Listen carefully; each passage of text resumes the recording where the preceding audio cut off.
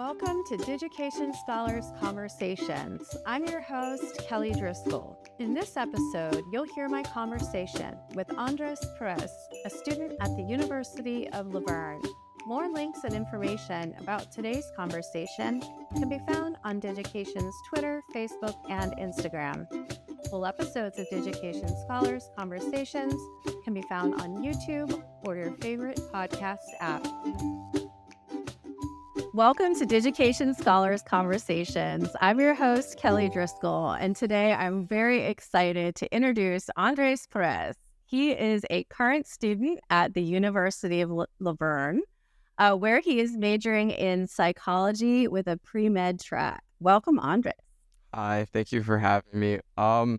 So my name is Andres. It's currently my last year at the University of LaVerne. I'll be done with all my classes in the summer. Not too sure when I'm going to be graduating. It's either in the spring or in the fall. I have to clarify with my advisor. What was I going to say?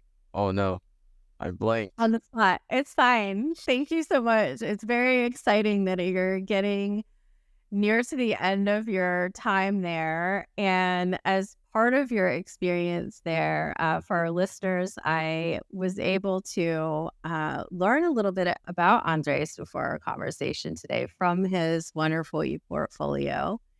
And for those that have been listening to other conversations, I did have a chance to talk to one of his professors, Benjamin Jenkins, on Digication Scholars as well. And we had such a lovely conversation about how he uses ePortfolios in his courses that I wanted the opportunity to speak to one of his past students as well.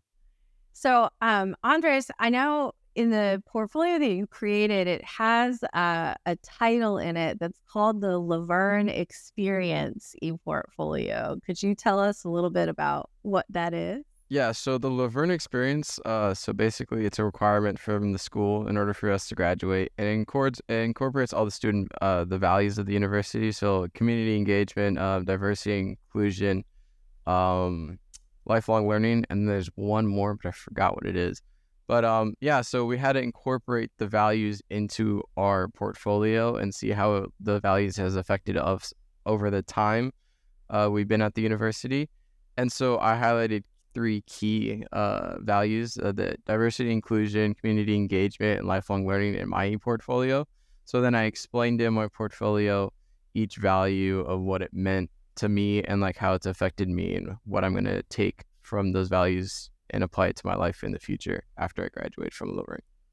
Nice. So when you started creating this ePortfolio, was there a specific course that you were taking that kind of prompted you to start building it? Well, it was our Honors Colloquium 2 class that Professor Jenkins taught.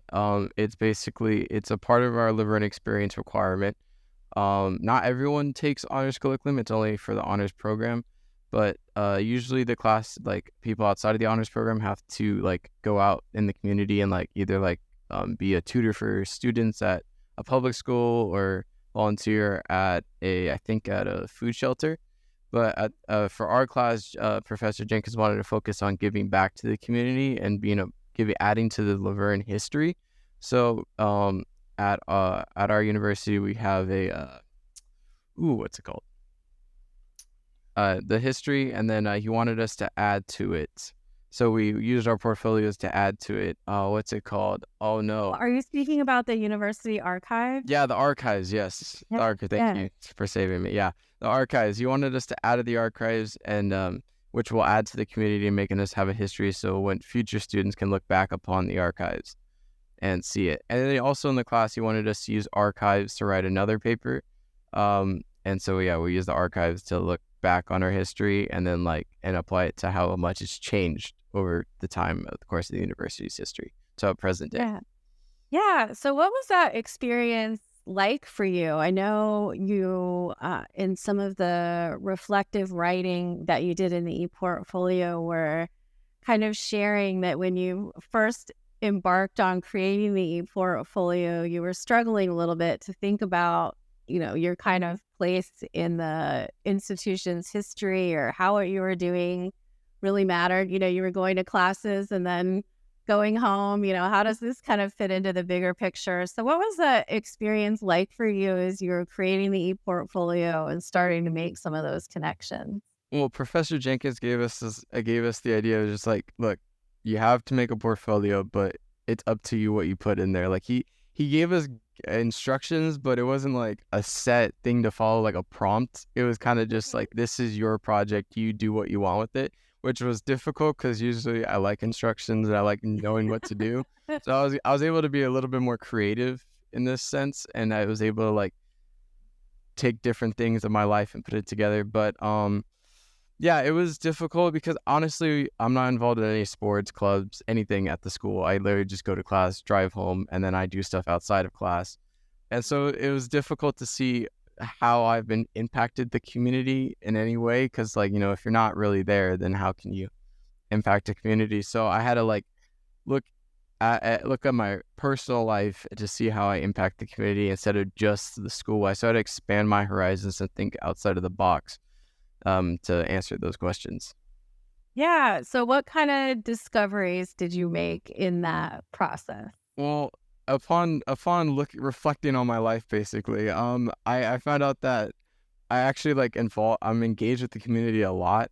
At that time, I have a podcast called Getting Football Podcast. It's changed. The name has changed since the portfolio, so it's outdated on the portfolio. But yeah, I realized that we engage a lot with the community. Every video we make, sometimes it doesn't get a lot of views, but so there's always someone to engage with, someone that watches and that engages with our video. And recently we had a video, and we were talking about the Jamaican national team. And Yeah. we had a lot of people from Jamaica commenting on our videos, sharing their thoughts and opinions. And that was just mind blowing to us because we had no idea we could reach another country and have that big of a engagement with another country. So it was really cool to see that engagement with them. And then diversity and inclusion, I play soccer outside of the school. And I was thinking, I was like, there's got to be something because it's the world's biggest sport. It's everybody loves it, and there's got to be something. And then I recently joined a semi-professional team at the time of making the ePortfolio, and two of my teammates were Jamaican and I believe Nigerian, and I never really encountered anyone from those countries, like Yeah. specifically from those countries. So it was really cool to talk with them and spend time with them on the field and outside of the field. And yeah, it was just something I had to think about outside. And then the lifelong learning, that was when I could actually go in the classroom and was like reflect on classes I've had in the past. Because usually for me in college, like once I take a class, I don't really think about it too much unless I have to use it for another class. So it's kind of like one of those things, but like it forced me to go back and think about all these other honors classes I've taken, all these other psych classes I've taken. And then I was able to use that to draw for my ePortfolio. And then I used a couple examples from like papers. And I think I used a presentation I used in one of my favorite classes I've had to incorporate it into my ePortfolio. Yeah. How did you make decisions about what you wanted to include? And it looks like in some of the other LaVerne experience portfolios that I've seen, there's kind of an overlying structure. Did you modify that structure at all? Or did you kind of use what was available within the template, but then filled it in with your specific kinds of projects? And how did you decide what you were going to add to each area? Yeah. Well, he gave Professor Jenkins gave us a rough idea of how to set it up so it didn't look like a chaotic mess of material just chucked into a portfolio.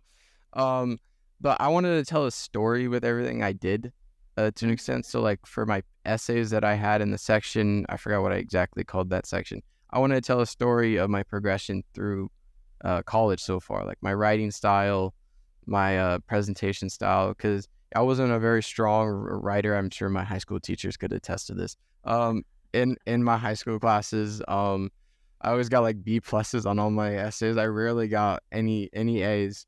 And I wanted to show that I've grown as a writer, and show that I've improved in some way, because I've made sure I incorporated a research paper I wrote, because I've never wrote at the time. I never wrote a research paper, and I was proud of what I written because I spent a lot of time working on it, and I wanted to show that, and then show a reflection essay that I had as well in another class that challenged me to think outside the box again, from Professor Jensen at the time. He my Professor Jensen was a professor at all freshman year, and he had like all of these essays all the time that were like really like made you think outside the box, and they were never straightforward. It was very frustrating, but you had to like really put your mind to it.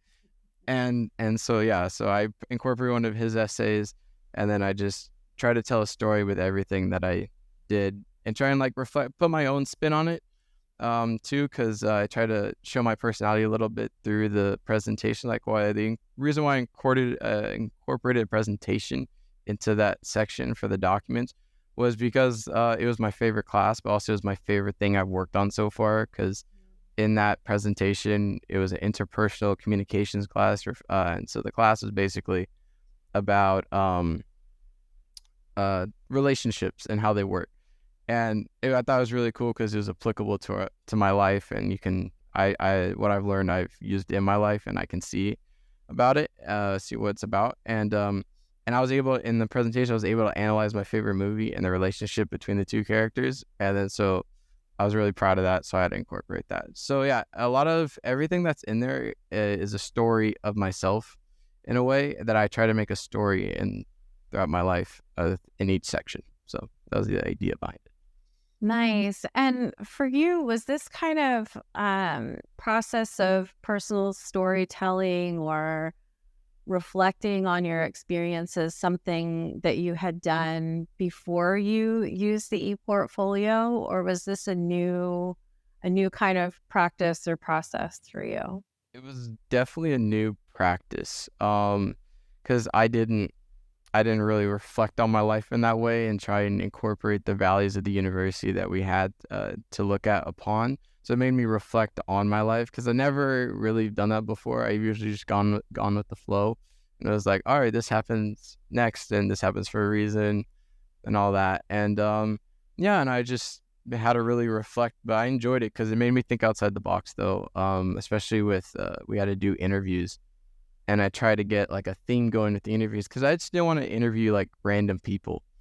Um, and so I was like, let's interview someone from the past of the university, and then let's interview someone in the present. So I grabbed one of my friends that I've known literally the first day of college. I met her on the first day. And then I grabbed my mom who went to the university, thankfully. So thank you, Mom, for going to that university. So Aw, that's wonderful. I was able to reflect. I was able to compare and contrast the two. So I was just focused on telling a story in every aspect that I could. So yeah.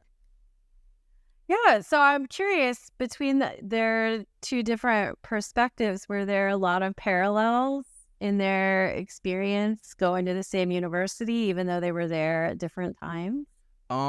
I would say there's some parallels, both very hard-driven women on both sides. But my mom always emphasized that the campus during her time was so much smaller than the campus it is now, because a lot of it was never built when she went there, and then now it's a lot bigger, obviously. But yeah, I mean, it kind of reflected the same way because you know, my friend, she's still in college, but my mom's gone on to graduate school and got her PhD and stuff. So like she's a lot more developed in the educational side, and my friend's still starting out in that sense. And so it was similar in the sense of what they got from the university so far, but but my mom was able to apply more to what she learned from LaVerne and was able to use it outside of LaVerne for further education. But my friend is still there, but she thinks that it's gonna help her long later down the road. Nice. And I know in my conversation with your Professor Jenkins, he was speaking a bit about the university archives and how important it is for students to be able to share their stories and experiences in the same way that you're able to refer to the archives and learn about the institution's history and what life was like for students then and what the kind of learning outcomes were at that time to serve you today, that your experiences and stories can have value to future generations. And kind of thinking about the ePortfolio as sort of a time capsule, sort of your legacy that you're leaving behind for other students. And was that something that you kind of had in mind as you were creating these stories, or who were you thinking about as the audience for your ePortfolio? Well, I know obviously Professor Jenkins was the main audience. But also, I know he works as an archivist at the school. Um, but yeah, I didn't really have like a set audience in mind. I knew that it's possible for future students to see my portfolio, but it's not like a guarantee, right? But I just wanted to. I took the matter serious. I wanted to ensure that I was able to reflect, and my portfolio showed the story of my time at LaVerne. And I didn't have like a set audience in mind. I just wanted to be able to show my personality, but also show my time at LaVerne, and hopefully people can learn from it, or people can see what it was like back then. And so yeah, my I didn't have like a set audience in mind. Yeah.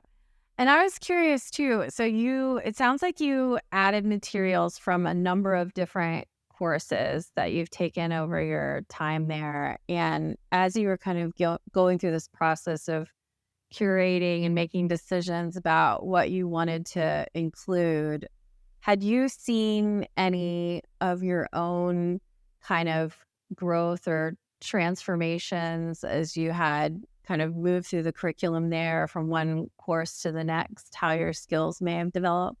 I think thinking outside the box is probably the best thing, because usually in high school you would be like, here's a prompt, write about it, or you have to write a certain way.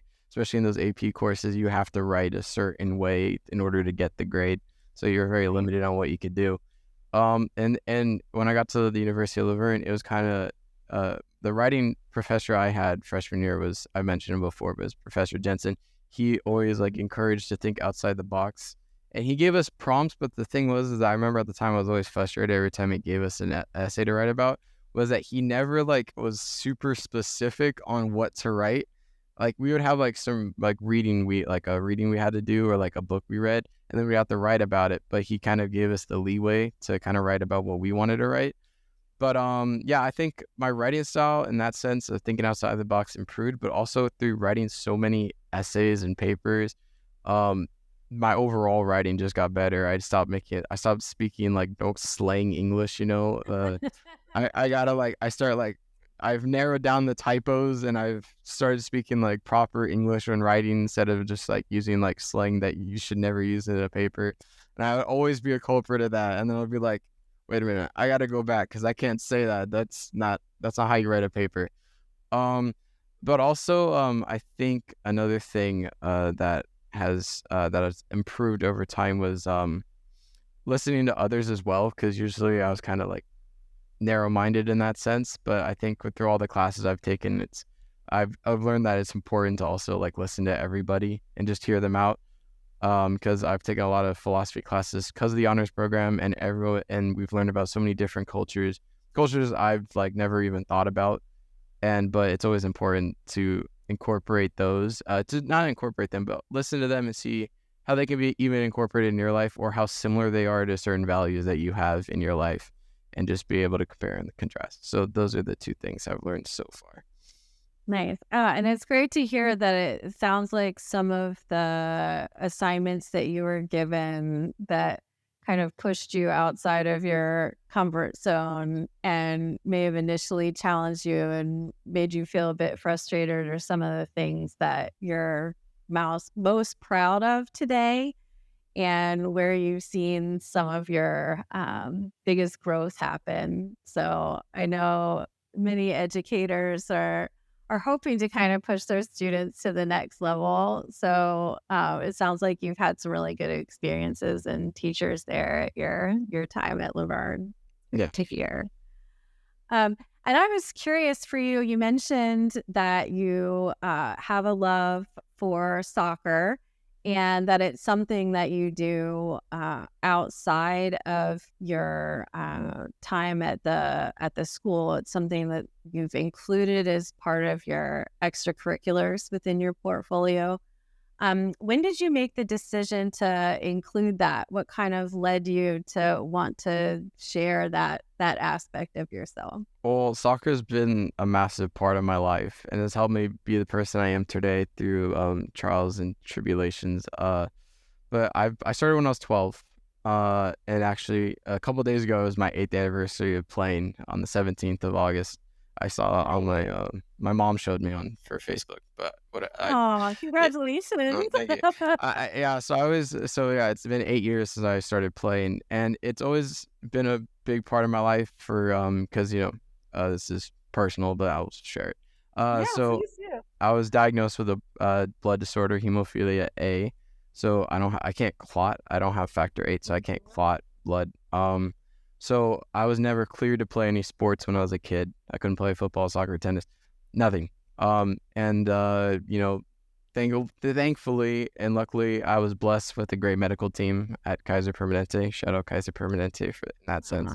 And I was blessed with a great team who, when I turned 12, actually approved of me playing, but also the medication got a lot better as well, and so I was able to play. And so yeah, it's always been a big part of my life. Before the age of 12, I always remember watching soccer with my grandpa and my dad, and it was always the Mexican national team. We big supporters of the Mexican national team because my grandfather, he was from Mexico, and he actually got me into soccer because I remember one time I was like probably like 5, and he was watching his Chivas. He loved Chivas, and I was a kid. I had no idea. I didn't really care too much, and I was like, "Hey, can we change the channel? I don't want to watch this." And he got mad at me, and he was like, "Change the channel? What do you mean change the channel?" And then he got mad at me, so I had to leave the room. And I was like, "Why is he so mad at me? I just asked him to change the channel." I didn't get it until recently, when I started, like, when I was around 12 and really got into soccer, playing soccer, watching soccer, that I understood what it meant to be so passionate about something that you love. And soccer is something that I'm very passionate about and that I love. And so I thank him for that. So yeah, it was just a big part of my life. I've, had a lot of ups and downs with soccer. Actually, I had a year break after senior year of high school. I got injured with a knee injury, took a year break, and then didn't get back to it until I was making this portfolio. Literally the weekend before I had to turn in my portfolio, I made my semi-professional debut, and that was my first game back in over like a year and a half. So it was just like everything was coming together at the right time as I was making it. But like during that year gap, it never left my passion for soccer. And during that time was when I made the podcast, was filled in that soccer gap or that I had. But it was never really felt the same. Like I love making that podcast, but playing is just a different experience for me. It's something that I prefer to do. But yeah, so now I'm doing both, and I just love what I'm doing at the moment.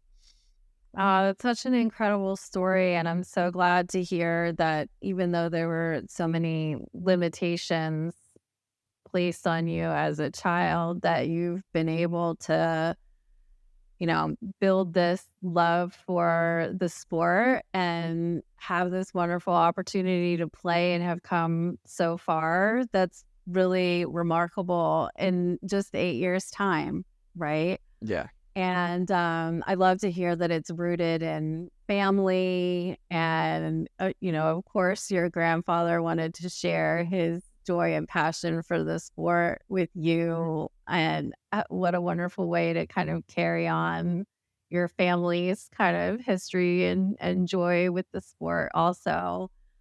So you mentioned you started the podcast, if I got this correct, you started that when you needed to take that kind of 1 year break from the sport, correct? Yeah. So there's going to be a backstory behind this. So actually, Okay. the podcast that I have today isn't the original podcast that I had. Okay. Okay. So my friend Elijah, he is a part of my podcast. I went to high school with him for 4 years. So me and him are still good friends because we still have a podcast together. But senior year of high school, we actually had another podcast called Everything in Between the Sticks. And it was an idea we had just for fun. We only posted on Spotify, and it was just kind of like for laughs and giggles. And it didn't do well because, you don't really post on Spotify unless you have like an audience to follow. It's because it's hard to follow people on Spotify that are starting out. YouTube's the best way. And, it didn't go anywhere. We kind of forgot about it. Like we stopped filming. We like just forgot about it. And then he texted me. He was like, "Hey," it's probably like September of 2022, I think. Yeah. Around like So August, almost a September. year ago. Yeah, so we're Yeah. actually almost reaching our year anniversary. So it'll be next month. Uh, and he was like, "Hey, we have some people in Sweden who watched our podcast, everything in between the sticks." And I was like, "Sweden?" And he was like, "Yeah." He was like, "You want to run it back?" And I was like, "You know what? Sure, why not? Let's run it back." And this time, we incorporated one of his friends, who's now one of my friends, Diego. So then it became a trio on the podcast. And then so around September, I'm sure I can probably find the exact day if you just look on the YouTube channel, because you can see when it's posted. I think it's like September 10th, I think. Yeah, we Um, can include a link to it in our show notes if you'd yeah. like. Oh, okay. Yeah, that's fine. It's not our greatest video. It's because it's a startup video, and we had no idea what we were doing. And I was just like, we didn't know how to flow, because we were three guys, but we never knew how to properly have a flowing conversation that was Uh-huh, engaging. uh-huh. And so it was kind of like one of us would speak, and then another one would speak, and then we would wait, and it just never was like really flowing. And we're like, oh, who would watch this? And then slowly over time, we picked up how to like actually have this huge like dialogue, or like how to talk and like how to flow instead of just one of us talking one at a time. And so yeah, we've picked up a few tricks here and there, and we've grown a little bit since we started a year ago. But yeah, and then we had the World Cup. We grew during the World Cup. And then we actually did really well during the Gold Cup. That's where the Jamaican fans came in, the Jamaica video. That's our best Mhm. video, actually, with 10K. And then we had a TikTok with my team, West Ham. They were playing in a final, and that went to 18K. That was our best TikTok ever. And it was Nice. just literally a video of me reacting to us scoring the winning goal. And that was it. That was the video. But it was really like a sentimental video to me, because my little brother's in the background of the video. He's celebrating like crazy. He's celebrating more than I am in the video. And that's just because I was in shock of that we won a trophy, and I couldn't believe it.